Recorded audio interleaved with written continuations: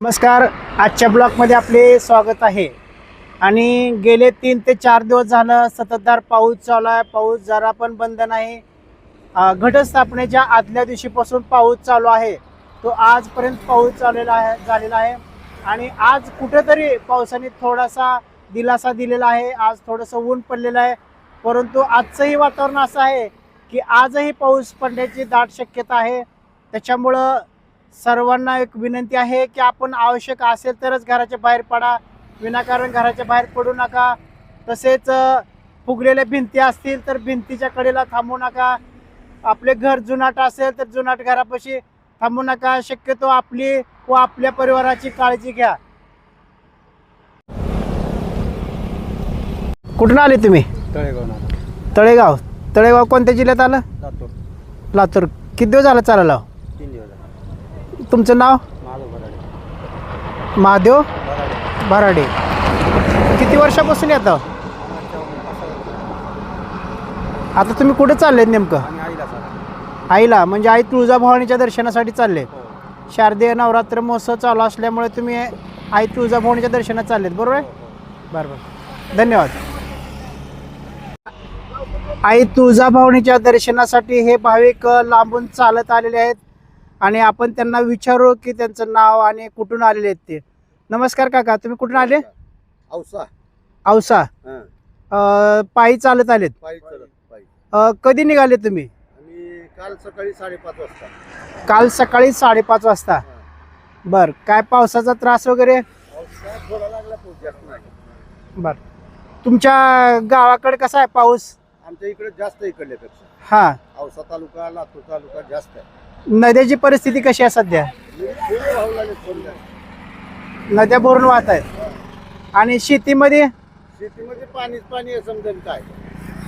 सगळं सोयाबीनात पाणी आहे, ऊसात पाणी आहे. हा, तर तुम्ही आई तुळजाभवानीच्या दर्शनासाठी शारदीय नवरात्रामध्ये आलेला आहात. आणि किती वर्षापासून तुम्ही पायी चालत आलेत? हे 98 पासून चालू आहे यात्रा माझी. 98 पासून? 98 पासून यात्रा चालू आहे. फक्त 98 पासून 8 पासून खंडित नाही. हा, एकच वर्ष ज्यावेळेस करोनाचं मंदिर बंद होतं, हा, त्यावेळेस खंडन झालंय. तर हे बघा, आज 1998 म्हणजे 2025 पर्यंत साधारण 25 ते 30 वर्ष झालं हे काका तुळजापूरला चालत येतात आणि आई तुळजाभवानीचे दर्शन घेतात. तर काका, आई राजा सदानंदीचा बोल, तुळजाभवानी माते की. धन्यवाद. तर मित्रांनो, आता शारदीय नवरात्र महोत्सव चालू आहे. सध्याच्या घडीला शारदीय नवरात्र महोत्सव चालू असल्यामुळे महाराष्ट्रातच नव्हे तर कर्नाटक, आंध्र, केरळ अशा विविध राज्यांमधून तुळजाभवानीच्या दर्शनासाठी भाविक भक्ताची मोठ्या प्रमाणात गर्दी असते आणि बरेचसे जण पायी चालत येतात.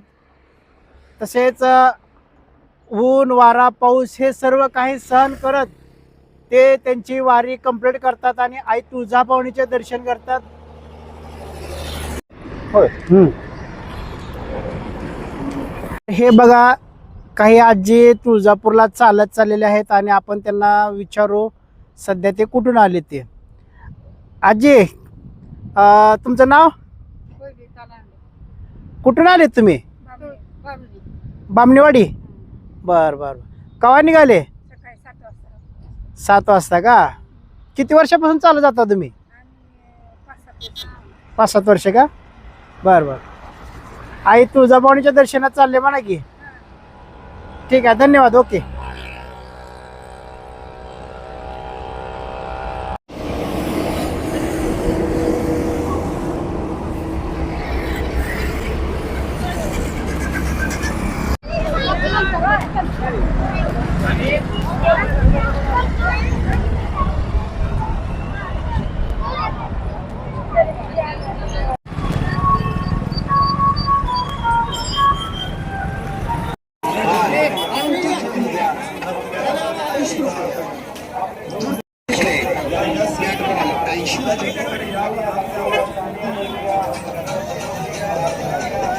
80